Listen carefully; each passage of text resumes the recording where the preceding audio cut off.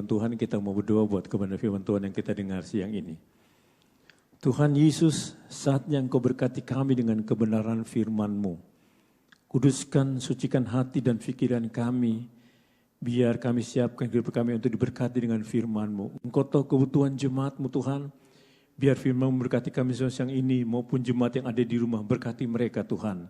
Urapi hamba-Mu, sampai ke isi hati kepada hamba-Mu Tuhan, biar firman ini mendatangkan kemuliaan bagi nama-Mu. Dalam nama Yesus, kami sambut berkat firman-Mu. Haleluya. Amin. Puji Tuhan. Saudara yang saya kasih, pada siang hari ini kita bersyukur kita bisa berkumpul lagi dalam rumah Tuhan, beribadah memuliakan Tuhan. Tadi kita sudah dengar satu kesaksian saudara dari hamba Tuhan yang jauh, dari NTT. Di NTT nyebrang lagi ke pulau yang namanya Pulau Rote. NTT itu ada perbedaan 1 jam sama kita. Kalau kita sekarang jam berapa ini? Jam berapa di sini? Jam 11 ya? Hah? Setengah 11. Di sana setengah 12 saudara. Tadi pagi jam 8 mereka beribadah, berarti di jam 8 di sana jam 9 saudara. Ya. Dan hamba Tuhan ini waktu itu saya ketemu di Kupang. Waktu saya bersama teman-teman membawa bantuan saudara. Ada kurang lebih 200 juta lebih kami bawa bantuan untuk korban badai Seroja yang menerpa NTT.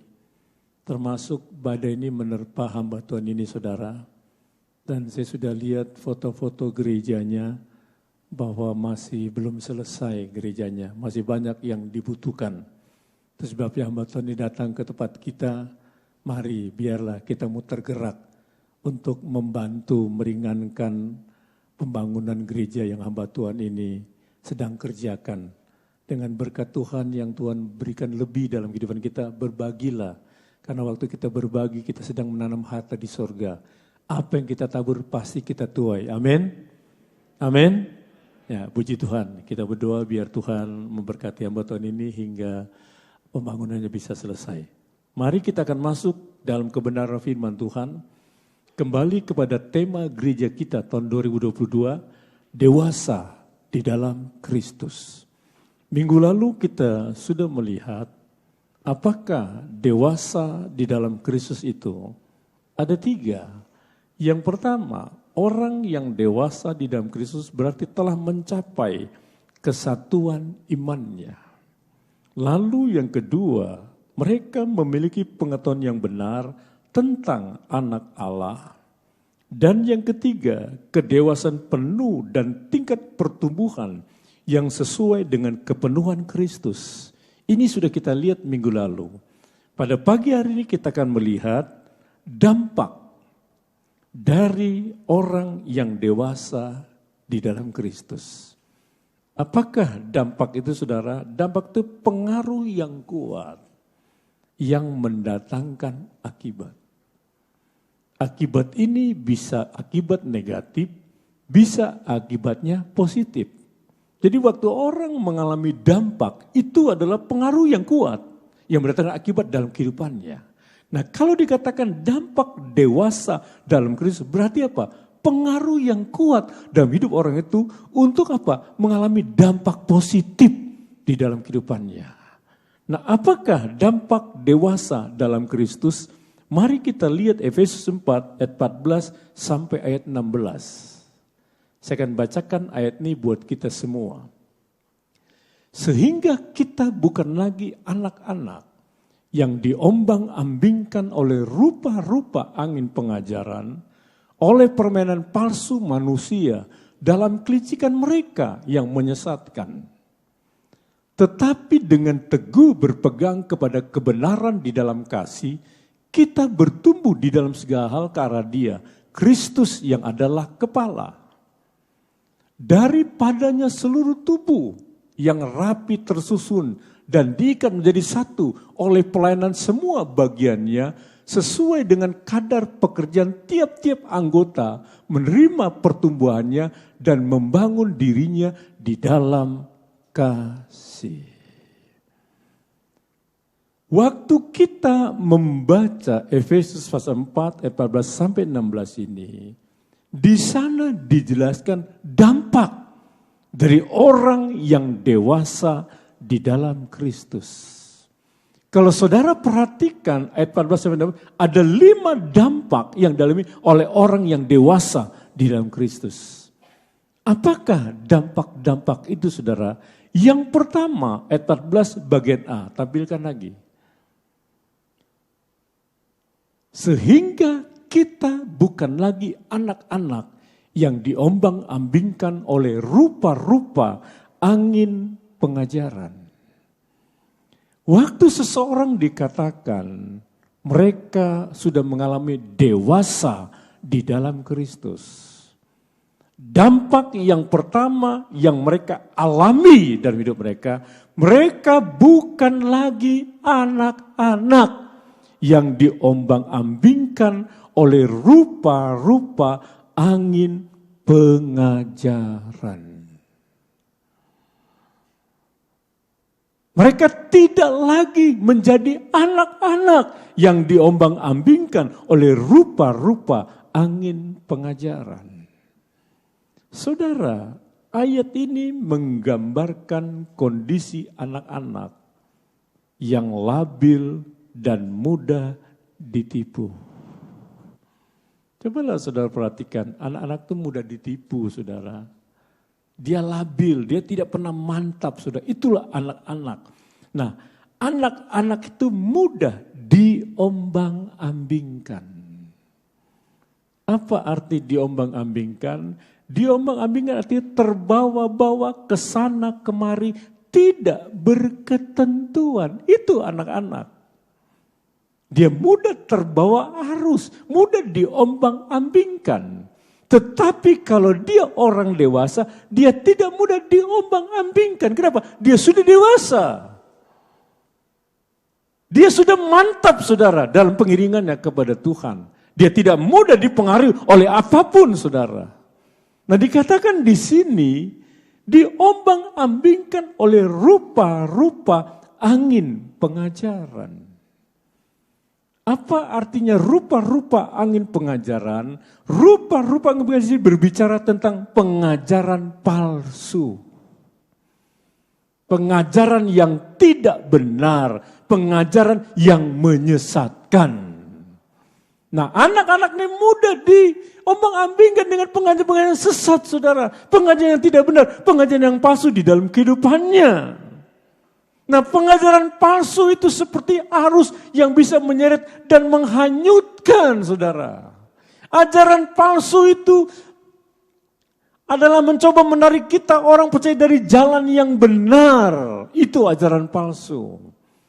Tetapi kalau dia menjadi orang Kristen yang dewasa di dalam Kristus, mereka tidak mudah diombang-ambingkan oleh rupa-rupa angin pengajaran. Termasuk ajaran-ajaran palsu, tidak benar, dan menyesatkan itu. Sekarang ini kan banyak, saudara, ajaran-ajaran yang tidak benar, ajaran-ajaran yang palsu, ajaran-ajaran yang bisa membuat kita bisa menjadi rusak di dalamnya, saudara. Kenapa? Karena kita tidak dewasa. Kalau kita jadi orang Kristen dewasa, kita tidak akan diombang-ambingkan oleh rupa-rupa angin pengajaran ini. Nah, pertanyaannya adalah bagaimana kita bisa menguji ajaran yang benar itu? Kalau kita tahu ada ajaran palsu, berarti ada ajaran yang benar. Bagaimana kita bisa menguji ajaran yang benar itu? Ada 7 cara kita bisa menguji ajaran yang benar. Pertama, ajaran yang benar selalu berdasarkan Alkitab. Dan mengakui bahwa Allah adalah Tritunggal dan Yesus adalah Juru Selamat manusia. Ini ajaran yang benar. Semua berdasarkan Alkitab, bukan di luar Alkitab, saudara. Dan di dalamnya mengakui Allah itu adalah Allah Tritunggal, Bapa, Anak, dan Roh Kudus. Lalu Yesus adalah Juru Selamat manusia. Tapi ajaran palsu bilang, Yesus itu hanya salah satu Juru Selamat. Nah, waktu kita tidak dewasa, kita mudah ditipu, saudara. Yesus itu satu-satunya juru selamat, bukan salah satu, saudara. Nah, orang yang dewasa, dia tahu ini aja yang benar berdasarkan Alkitab dan Yesus satu-satunya juru selamat. Artinya di luar Yesus tidak ada juru selamat. Lalu yang kedua, saudara, menguji ajaran yang benar. Ajaran yang benar itu tidak berubah-ubah. Dia sesuai dengan apa yang ada di dalam Alkitab. Kalau kita ingin tahu ajaran yang benar, dia tidak berubah-ubah, saudara. Hari ini A, besok B, besok C. Tidak. Hari ini A ya A, saudara. Kenapa? Karena sesuai dengan apa yang ada di dalam Alkitab. Tapi ajaran palsu dia berubah-ubah. Hari ini bisa katakan A, besok bisa katakan B, saudara. Cobalah saudara perhatikan di YouTube saudara. Saudara yang suka dengar khotbah macam-macam di YouTube. Dengar aja di sana. So akan bingung sendiri, saudara. Pendeta ini tadinya hari begini, besok begitu lagi. Perhatikan, saudara. Tapi ajaran yang benar itu dia tidak berubah-ubah. Apa yang disampaikan sesuai yang ada di dalam Alkitab. Ketiga, saudara, untuk menguji yang benar, ajaran yang benar adalah ajaran yang mengajarkan kabar baik, bukan menyebarkan rasa takut, kegundahan, kekacauan di antara orang percaya. Ajaran yang benar selalu memberikan kabar baik, saudara. Namanya kabar baik kan kabar yang menyenangkan, saudara. Bukan kabar yang tidak menyenangkan. Ajaran yang tidak benar, dia menyebarkan rasa takut, gundah, kekacauan di antara orang percaya. Tapi ajaran yang benar, dia mengajarkan kabar baik, saudara. Lalu yang keempat, ajaran yang benar bukan untuk mencari kemuliaan diri sendiri, atau untuk mencari keuntungan atau penghasilan. Artinya apa? Ajaran yang benar selalu untuk mencari kemuliaan Tuhan. Ada hamba-hamba Tuhan, saudara, hari-hari ini. Dia mengajarkan firman Allah, tetapi untuk kemuliaan diri sendiri. Untuk mencari keuntungan. Untuk mencari penghasilan. Pernah, saudara, ada seorang hamba Tuhan ingin melayani satu daerah. Apa yang dia minta? Dia minta pesawatnya kelas bisnis. Hotelnya bintang 5. Lalu dia minta satu lantai itu untuk orang dia semua. Baru dia mau melayani di sana. Lalu dia minta sekian puluh juta PK-nya, saudara.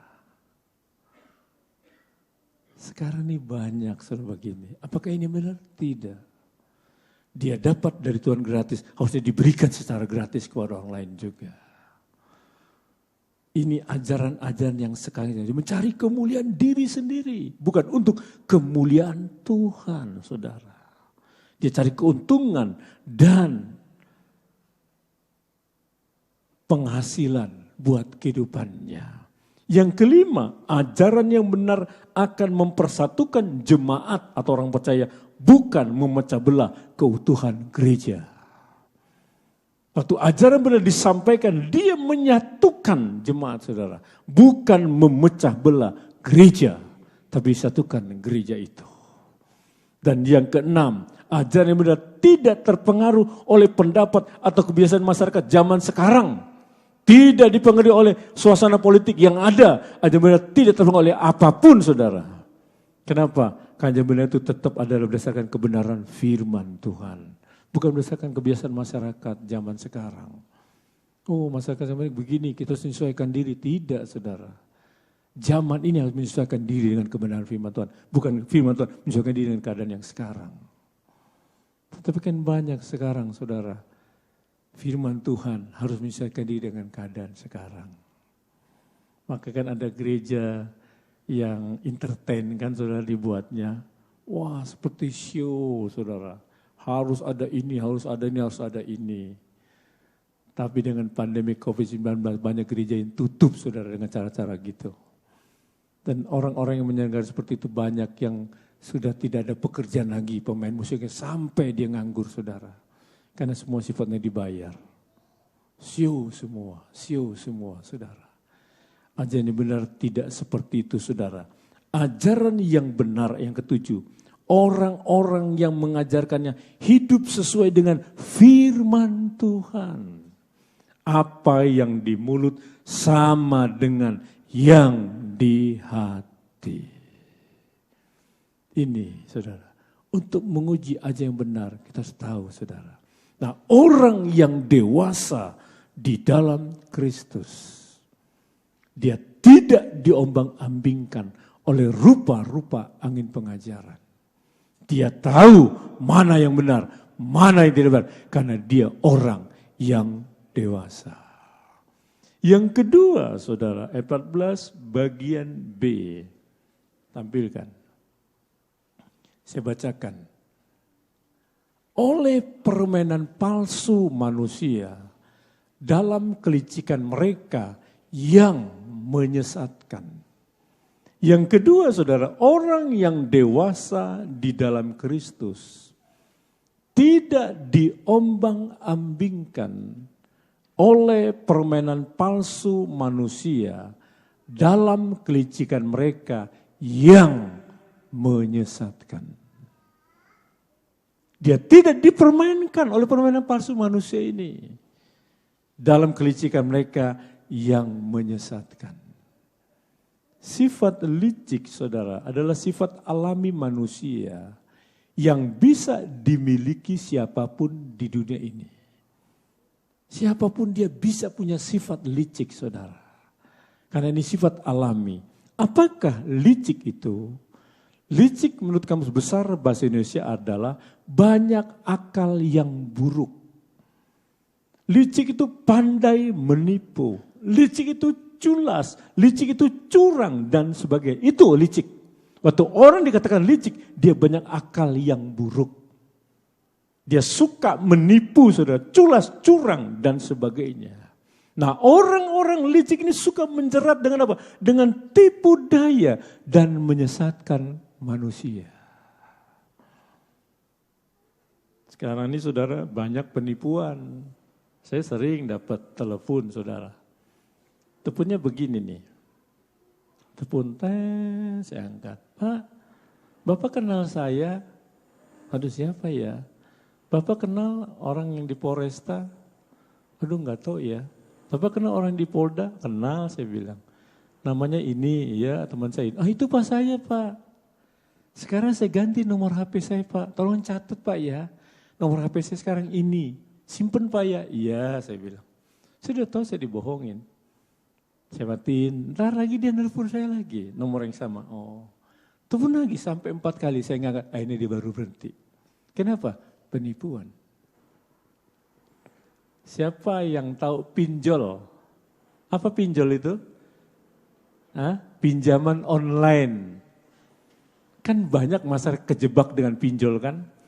Maka sekarang kan Polri salah satunya memberantas pinjol ini, saudara. Kalau kita sudah terlibat dengan pinjol, dia tahu data kita, dia tahu KTP kita, dia bisa ancam kita, saudara. Disebarkan kita dengan apa yang mereka lakukan, saudara. Itu pinjol. Makanya jangan suka pinjol. Benjol ya bolehlah, pinjol jangan, saudara. Ini sekarang ini penipuan luar biasa. Kenapa? Manusia itu makin licik, saudara. Makin canggih sekarang penipuan sekarang. Nah, firman Tuhan katakan, kalau kita dewasa di dalam Kristus, kita tidak diombang-ambingkan oleh permainan palsu manusia dalam kelicikan mereka yang menyesatkan. Ada lagi, saudara, kesaksian. Banyak kemarin saya dengar berita. Ada telepon datang sama kita orang tua. Bu, Pak, anak Bapak di sekolah ini ya? Namanya ini ya? Iya, aduh anak Bapak kecelakaan. Dia sedang ada di rumah sakit, dia perlu darah. Dan dia perlu dana untuk operasi cepat, Pak. Wing, wing, wing, wing. Bunyi di telepon kan? Wing, wing, wing. Pintar gak itu? Mafia itu, saudara. Dan berapa banyak yang ketipu, saudara. Berapa banyak yang ketipu. Inilah permainan palsu manusia dalam kelicikan mereka yang menyesatkan. Karena kita terbanyak permainan palsu manusia, kita perlu menjadi orang Kristen yang apa? Yang dewasa, yang tidak diomelkan oleh permainan palsu manusia. Coba kita membaca 2 Korintus 12 ayat 16. Apa yang dikatakan di sana? Perhatikan. Baiklah, aku sendiri tidak merupakan suatu beban bagi kamu, tetapi kamu katakan, dalam kelicikanku, aku telah menjerat kamu dengan tipu daya. Ini pernyataan Rasul Paulus. Dalam kelicikanku, aku telah menjerat kamu dengan tipu daya. Artinya apa? Orang licik itu suka menjerat dengan tipu daya. Dan ada orang yang menuduh Rasul Paulus seperti ini. Bukan, Rasul Paulus tidak seperti ini. Memang orang licik itu suka menjerat dia dengan tipu daya, tapi Rasul Paulus tidak seperti ini. Betapa mengerikannya saudara, orang yang licik itu. Dia menjerat kita dengan segala tipu dayanya. Dan hari-hari inilah kita saksikan kelicikan manusia yang semakin jahat saudara. Terus sebab kita perlu apa? Perlu menjadi orang Kristen yang dewasa. Yang tidak dipermainkan oleh permainan palsu manusia dalam kelicikan mereka yang menyesatkan. Yang ketiga saudara, dampak dewasa dalam Kristus ayat 15 bagian A. Tampilkan.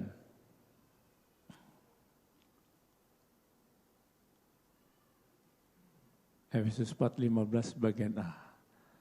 Tetapi dengan teguh berpegang kepada kebenaran di dalam kasih. Dampak yang ketiga, orang yang dewasa di dalam Kristus, orang itu teguh berpegang kepada kebenaran di dalam kasih. Teguh itu berarti tidak berubah, tetap dia saudara. Dia teguh berpegang kepada kebenaran di dalam kasih. Hal ini saudara, bukan sekedar mengatakan kebenaran, tetapi juga terbuka terhadap kebenaran, jujur terhadap kebenaran. Orang yang teguh berpegang kepada kebenaran, dia terbuka terhadap kebenaran dan jujur terhadap kebenaran. A dikatakan A, B dikatakan B, iya dikatakan iya, tidak dikatakan tidak. Jangan seperti di pengadilan saudara, benar bisa salah, salah bisa benar. Saya sampaikan kepada kita semua, jangan coba-coba bermain dengan hukum saudara. Jangan. Jangan coba bermain di pengadilan, jangan. Di pengadilan itu saudara, yang kuat yang menang. Yang kuat yang menang. Yang tidak kuat dia tidak menang saudara. Banyak contohnya saudara. Orang-orang digalakkan karena dia tidak punya uang. Siapakah yang memutuskan satu perkara di pengadilan? Hakim. Kita pengacara, bisa pengacara pembela kita. Tapi yang memutuskan adalah hakim. Yang menuntut hukuman adalah jaksa. Saudara. Ini sama saudara. Sama pengacara, jaksa, hakim itu sama saudara. Kalau kita punya pengacara yang enggak takut sama Tuhan, sama orangnya. Jaksa itu sama, hakim sama saudara. Yang dicari adalah uang. Kita bisa buktikan itu? Tidak. Kenapa? Karena tidak ada hitam di atas putih. Waktu kita kasih uang sama dia, enggak ada tanda terimanya, enggak ada. Waktu kita berani katakan, dia ngambil, dia bisa tuduh kita memfitnah. Nah mencemara nama baik, habis kita saudara, habis. Itu sebabnya belajarlah menyerahkan semua ke dalam tangan Tuhan. Jangan coba main hakim di dunia ini, jangan saudara, jangan. Kotor semua di dunia ini saudara. Dan kita bisa ikut-ikutan kotor cara-cara dunia kita lakukan saudara. Sebabnya mari belajarlah berani berkata jujur terhadap kebenaran. Usahamu jujurlah terhadap kebenaran. Bicara A, B, B. Jangan suka ada penipuan di dalamnya. Jangan. Kita berani berpegang kepada kebenaran di dalam kasih. Amsal 11 ayat 19. Apa dikatakan di sana? Siapa berpegang pada kebenaran yang sejati menuju hidup. Tetapi siapa mengejar kejahatan menuju kematian. Ada dua di sini. Kita boleh berpegang pada kebenaran, boleh juga mengejar kejahatan. Tapi ada hasilnya. Yang berpegang kepada kebenaran menuju hidup. Yang mengejar kejahatan menuju kematian. Tinggal pilih saudara. Tapi orang yang dewasa, dia pilih yang pertama. Dia pegang kepada kebenaran itu dia akan menuju kepada satu kehidupan. Kehidupan yang dijamin saudara. Di sorga yang kekal sampai selama-lamanya. Jangan saudara berpikir, saudara puaskan daging saja. Ingat, daging kita ini terbatas. 70-80 tahun, itu kalau kita sampai. Lalu setelah itu apa? Roh kita. Dia sifatnya kekal, saudara. Nah, roh ini kemana? Apakah ke neraka? Neraka juga kekal. Apakah sorga? Sorga juga kekal. Itu semua tergantung waktu kita hidup di dunia ini. Waktu kita puaskan daging kita, ujungnya adalah kematian. Tapi kalau kita puaskan roh kita, ujungnya adalah satu kehidupan. Orang yang dewasa di dalam Kristus. Dia teguh berpegang kepada kebenaran di dalam kasih. Yang keempat saudara, dampak dewasa di dalam Kristus ayat 15 bagian B. Saya bacakan. Kita bertumbuh di dalam segala hal karena dia Kristus yang adalah kepala. Dampak keempat, orang yang bertumbuh dewasa di dalam Kristus, dia bertumbuh di dalam segala hal ke arah Kristus. Kristus yang adalah kepala. Bagaimana bisa bertumbuh seperti ini saudara? Karena ayat yang poin yang ketiga, dia berpegang kepada kebenaran di dalam kasih. Waktu orang itu berpegang kepada dalam kasih, orang itu akan dibawa bertumbuh dalam segala hal, semua. Karena siapa? Karena Kristus, Kristus yang adalah kepala. Kenapa Kristus kepala? Karena kita digambarkan sebagai tubuh daripada Kristus. Itu sebabnya saudara, belajarlah kita bertumbuh. Bukan ke arah pendeta saudara, bukan. Pendeta bisa salah. Bukan bertumbuh ke arah majelis jemaat, bukan saudara. Majelis jemaat bisa salah. Bertumbuh ke arah pelayan Tuhan, tidak saudara. Pelayan Tuhan juga bisa salah. Firman Tuhan katakan bertumbuhlah dalam segala hal ke arah Kristus. Kristus yang adalah kepala. Kita bertumbuh ke arah dia saudara. Bukan ke arah manusia, tetapi ke arah Kristus. Karena Kristus kita adalah kepala kita. Coba lihat Efesus 5 ayat 23. Apa yang dikatakan di sana? Efesus 5 ayat 23. Karena suami adalah kepala istri. Sama seperti Kristus adalah kepala jemaat. Dialah yang menyelamatkan tubuh. Suami adalah kepala istri. Seperti Kristus adalah kepala jemaat. Dialah yang menyelamatkan tubuh. Kita bertumbuh karena Kristus karena dialah yang menyelamatkan kita sebagai orang percaya saudara. Waktu kita bertumbuh ke arah Kristus, pertumbuhan kita pertumbuhan yang benar saudara. Kenapa? Bertumbuhnya sama seperti Kristus. Bukan bertumbuh kita niru orang lain saudara, bukan. Tapi yang kita tiru adalah Kristus. Teladan kita adalah Kristus saudara. Satu lagi ayatnya, Kolose 1 ayat 18. Tampilkan. Saya bacakan. Ialah kepala tubuh yaitu jemaat. Ialah yang sulung, yang pertama bangkit dari antara orang mati, sehingga ia yang lebih utama dalam segala sesuatu. Kristus kepala, dialah yang lebih utama di dalam segala sesuatu. Dia yang jadi terutama di hidup kita, bukan yang lain saudara. Bukan harta kita, bukan kita, bukan keluarga kita. Yang utama adalah Kristus saudara. Kristus. Hari Selasa Cynthia ya? Benar enggak? Hah? Cynthia bukan hari Selasa atau Konyen ya? Hah? Iya, benar ya? Libur ya? Iya. Ada yang sibuk buat kue hari ini, hingga enggak ke gereja, nanti kebakar kuenya. Loh, iya, hangus kuenya. Kenapa? Yang utama kuenya daripada Tuhannya. Ada lagi yang suka ke kuburan tuh, orang Tionghoa tuh lagi apa? Cengbeng ya? Cengbeng bener enggak? Cengbeng itu ke kuburan enggak? Hah? Cengbeng ke kuburan enggak? Tolong sih jawab. Hah? Siapa ya? Ke kuburan ya kalau cengbeng ya? Atau ceng-ceng? Cengbeng ya ke kuburan ya? Kalau ke kuburannya jatuh hari Minggu, pilih yang mana? Ke kuburan atau ke gereja? Kalau ke kuburan nanti dilayat loh di sana. Tahu layat? Tahu kan layat ya? Iya. Kenapa sih kalau jatuh cengbeng hari Minggu? Kenapa harus pagi-pagi ke sana? Kenapa? Om gimana om ya harus pagi-pagi? Tinggalin aja. Siapa yang ngajak? Udah nanti aja gue nyusul. Gitu aja.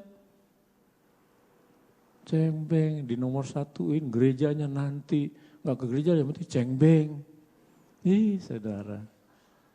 Saya pernah diajak cengbeng tuh sama keluarga istri saya. Encim-encim ya. Namanya istri kan orang Chinese kan encim-encim ya. Pakme gitu ya.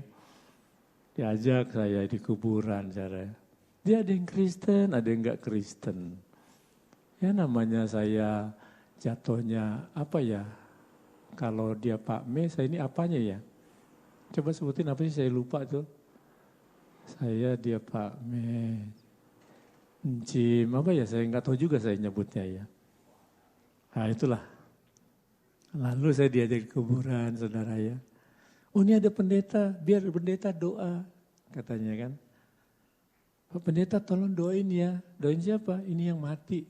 Saya bilang, salah kali. Saya jawab aja, salah kali. Salahnya kenapa? Yang doain itu kita yang hidup, bukan yang mati, saya bilang. Saya lawan saudara. Enggak, saya enggak mau doa. Saya tinggalin dia saudara. Kurang ajar enggak? Kurang ajar saya memang. Masa bodoh saya. Tanyalah sama istri saya. Saya masa bodoh, orang saya diajarin yang gak bener gimana coba. Doain orang mati. Salah saya bilang. Yang doain kita yang hidup ini, bukan yang mati. Yang mati sudah urusan di atas. Mau neraka surga urusan di atas, bukan kita. Saya diajarin yang salah lagi. Salah saya bilang. Bukan itu. Saya tolak saudara, suruh doa. Salah, saya gak mau doa. Saya tinggalin saudara, biar aja dia doa sendiri. Dia pakai jurus mana saya nggak tahu saudara. Saya nggak mau doain saudara. Kenapa? Saya tahu itu salah. Mari saudara, yang utama dalam begitu adalah Kristus. Bukan yang lain. Waktu kita utamakan Kristus, segalanya yang utama dalam hidup kita. Tidak ada yang bisa menggeser Tuhan dalam hidup kita. Termasuk buat gue. Hanya. Laporin sama yang buat kue sini jemaat. Awas loh kuenya angus. Hanya. Iya saudara, kenapa? Yang utama buat kue. Salah saudara. Nggak bisa buat kue kan bisa beli sih kuenya, bener gak? Nggak bisa buat ya kita beli, kenapa? Kenapa harus buat kue? Hari Minggu lagi buatnya, kenapa nggak hari Sabtu kemarin? Kok harus hari Minggu? Perlu tanggung katanya. Tanggung ya, biar nanti Tuhan tanggung sama kamu ya. Nah, Tuhan tanggung bagaimana coba kan gitu kan. Iya mari. Kalau kita bertumbuh dalam segala karya Dia yang kita utamakan. Yang terakhir saudara. Dampak dewasa ayat 16. Tampilkan, saya akan bacakan keseluruhannya. Daripadanya seluruh tubuh yang rapi tersusun dan diikat menjadi satu oleh pelayanan semua bagiannya sesuai dengan kadar pekerjaan tiap-tiap anggota menerima pertumbuhannya dan membangun dirinya di dalam kasih. Apa yang kita lihat dampak kelima dalam ayat 16 ini saudara? Sumber dari pertumbuhannya adalah Kristus. Ketika dikaitkan dengan ayat 15 saudara, maka dapat ditentukan dua kata ganti di sana yang menuju kepada Kristus, yaitu kata kepada dan kata di dalam. Perhatikan di 15. Jadi sumber pertumbuhannya adalah Kristus dan kepada Kristus. Orang yang dewasa di dalam Kristus, sumber pertumbuhannya dari Kristus dan kepada Kristus. Waktu sumber pertumbuhan kita dari Kristus dan kepada Kristus, ada kondisi pertumbuhannya saudara. Apa? Rapi, tersusun, pertama, kedua, sesuai ukuran pertumbuhan masing-masing. Waktu kita bertumbuh dewasa, sumbernya adalah Kristus dan kepada Kristus, itu akan membentuk pertumbuhan kita menjadi rapi, tersusun. Tertib artinya saudara, tertib. Orang yang dewasa, pertumbuhannya tertib saudara, ibadahnya juga tertib. Tertib. Tidak ngaret. Siapa di sini jemaat yang ngaret datangnya? Angkat tangannya sejenak. Nggak ada yang berani ngaku kan? Orang yang dewasa, dia bertumbuhnya rapi tersusun, saudara. Ibadah jam 10, dia bisa atur dari rumah datang jam berapa. Perjalanan sekian menit, dia harus sampai di sana sebelum terlambat. Saya udah lama saudara, pakai prinsip ini tidak pernah terlambat. Dari saya gembala di Kalenda tahun 90. Sampai sekarang saya tidak pernah terlambat. Saya diundang kemana saja, ke pedalaman jauh dekat, saya nggak pernah terlambat. Karena saya sudah hitung perjalanannya. Kan saya apal seluruh Lampung ya saudara. Di sana 8 jam, di sana 7 jam, di sana 5 jam. Saya sudah atur. Perjalanan lalu berhenti tengah jalan karena belum sarapan, makan di sarapan. 3,5 jam atau 45 menit, saya atur semua. Sampai saya tidak terlambat. Saya tidak terlambat. Sampai hari ini, saya ibadah pun saya tidak terlambat. Saya datang sih 4:30 sudah di gereja. Saya di sini tadi pagi, sebelum jam 4:30. Tadi agak cepat saya datangnya. Saya doanya tadi sebelum jam 3 saya sudah doa, saudara. Dan saya rutin tiap minggu, saudara. Takut saya mandi? Enggak. Saya tetap mandi, saudara. Gimana enggak mandi, mau kebaktian kan? Bangun habis doa, mandi, dingin-dingin. Mandi saya, saudara, enggak ada masalah. Saya pergi pagi-pagi ke gereja. Sudah 4:30 di sini saya sudah di gereja, saudara. Saya siapin firman, saya baca lagi, saya berdoa. Tiap minggu saya lakukan ini. Dan saya tidak pernah terlambat. Datang ibadah sektor, ucapan syukur, pernah saya datang terlambat? Enggak pernah saya datang terlambat. Enggak tahu staf saya mah. Kalau saya anti, saya ngaret, anti. Enggak pernah saya terlambat. Kadang-kadang saya datang sektor, jemaatnya belum mandi.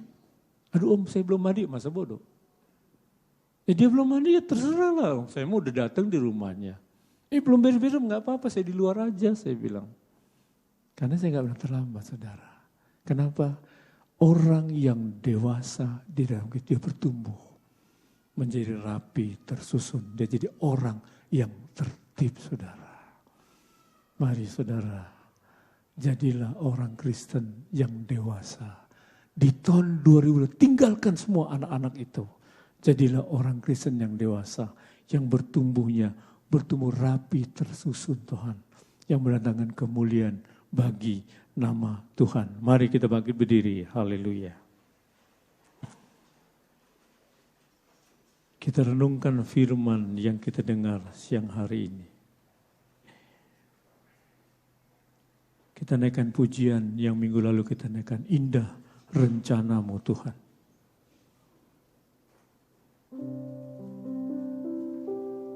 Indah rencanamu Tuhan.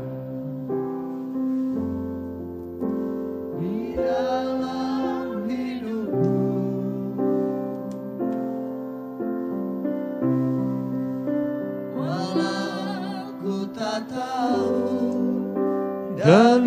tak mengerti semua jalanmu.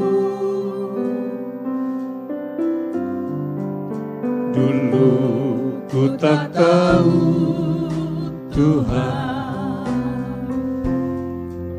berat ku rasakan, hati menderita dan ku tak berdaya menghadapi semua. Katakan lagi, indah rencanamu Tuhan, indah rencanamu Tuhan, di dalam hidupku. Walau ku tak tahu dan ku tak mengerti semua jalanmu. Dulu ku tak tahu Tuhan, berat ku rasakan, hati menderita dan ku tak berdaya menghadapi semua. Tapi ku mengerti sekarang, tapi ku mengerti sekarang, Kau tolong padaku. Kini ku melihat dan ku merasakan indah rencanamu. Tapi ku mengerti sekarang, Kau tolong padaku. Kini ku melihat dan ku merasakan indah rencana. Tapi ku mengerti sekarang, tapi ku mengerti sekarang, Kau tolong padaku. Kini ku melihat dan ku merasakan indah rencanamu. Tapi ku mengerti sekarang, Kau tolong padaku. Kini ku melihat dan ku merasakan indah rencanamu. Saudara, taruh kedua tanganmu di dadamu, saudara. Rencana Tuhan itu indah dalam hidup kita.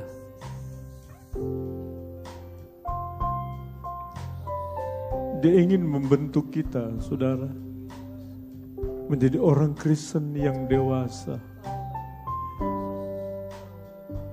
Orang Kristen yang bertumbuh.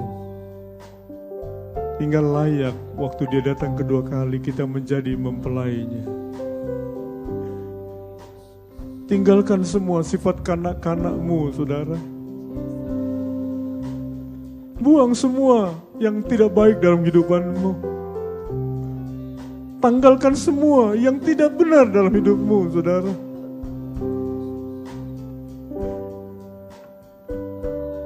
Izinkan rencana Tuhan yang terjadi dalam hidup kita. Rencana Tuhan itu rencana yang indah, saudara. Bukan rencana yang buruk. Dia ada di tengah-tengah kita siang hari ini. Dia ingin lihat hatimu, saudara. Hati yang ingin dijamah oleh kuasa Tuhan pada siang hari ini. Supaya kau pulang dengan satu perubahan hidup, saudara. Kau pulang dengan membawa damai sejahtera dari Tuhan. Yesus, haleluya Yesus. Kumalam makarindala segan kamu alalahir. Sembah dia saudara dari hatimu. Malam baturi Yesus. Malam baturi Yesus. Yesus, haleluya, haleluya Yesus. Yesus. Tapi ku mengerti sekarang, Kau tolong padaku. Haleluya, haleluya. Kini ku melihat dan ku merasakan indah rencanamu. Tapi ku mengerti sekarang, Kau tolong padaku. Haleluya, haleluya, haleluya. Kini ku melihat dan ku merasakan indah, tapi ku mengerti sekarang. Haleluya. Tapi ku mengerti sekarang. Ya Yesus, tolong kami Yesus, bela kami Yesus, pulihkan kami Yesus. Aku merasakan indah rencanamu. Tapi ku mengerti sekarang. Tapi ku mengerti sekarang. Malam. Kau tolong Malam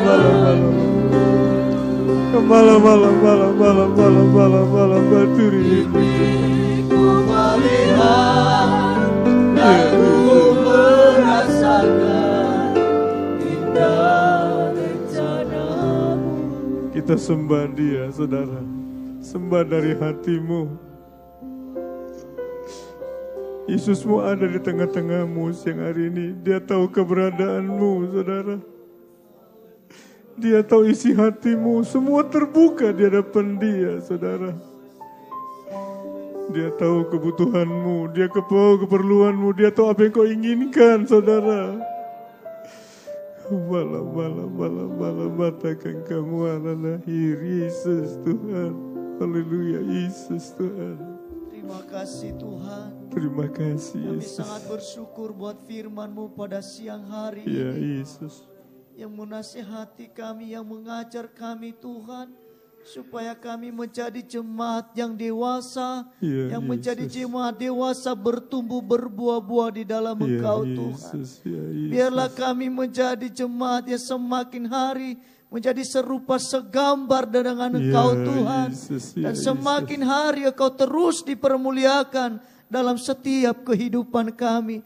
Mampukan kami Tuhan, Ya, ya, Roh Kudus-Mu yang bekerja terus dalam kehidupan kami, Ya, yang Yesus. mengambil alih seluruh kehidupan kami, supaya kami berjalan sesuai dengan rencana Ya, dan ya. kehendak-Mu Ya, Tuhan. Yesus. Berkati kami seluruh dan jemaat-Mu, dan Ya, berkati Yesus. hamba-Mu yang telah menyampaikan firman-Mu. Sikapkan terus rahasia firman-Mu dalam kehidupan hamba-Mu, supaya Ya, hamba-Mu Yesus. Tuhan menyampaikan firman-Mu dengan penuh hikmat dan Ya. urapan dan kuasa Roh Kudus, Ya, Yesus. supaya kami jemaat yang ada di tempat ini semakin hari semakin bertumbuh dan dewasa, dan nama Tuhan dipuji dipermuliakan lewat kehidupan hamba-Mu. Ya, Berkati Yesus. terus hamba-Mu Tuhan.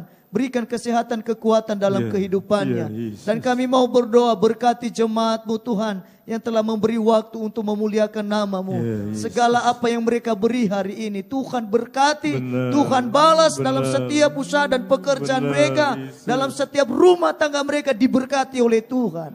Terima kasih Tuhan, terima kasih atas kasih-Mu. Dan sepanjang minggu ini kami serahkan kami dalam tangan-Mu. Tuhan pelihara kami, Tuhan jaga kami. Dimanapun kami melangkah, dimanapun kami berada. Sehingga hari minggu ke depannya kami boleh berkumpul lagi. Kami boleh bersama-sama untuk memuji dan memuliakan nama-Mu. Terima kasih Tuhan. Sebentar lagi kami berpisah di tempat ini. Tuhan tolong kami dalam perjalanan, jauhkan kami dalam segala mara bahaya, dalam segala hal yang tidak diinginkan, sehingga kami sampai ke tempat kami masing-masing dengan tubuh yang sehat, dengan kekuatan yang baru dari Tuhan. Terima kasih Tuhan. Kami akhiri ibadah kami yang kedua ini hanya di dalam nama Tuhan Yesus Kristus. Haleluya. Akhirnya terimalah berkat dari Allah Bapa, rahmat cinta kasih dari Yesus Kristus, bimbingan dan persekutuan dari kuasa Roh Kudus menyertai kita sekalian saat ini, esok, sampai selama-lamanya. Haleluya, haleluya. Amin. Selamat pulang, Tuhan berkati.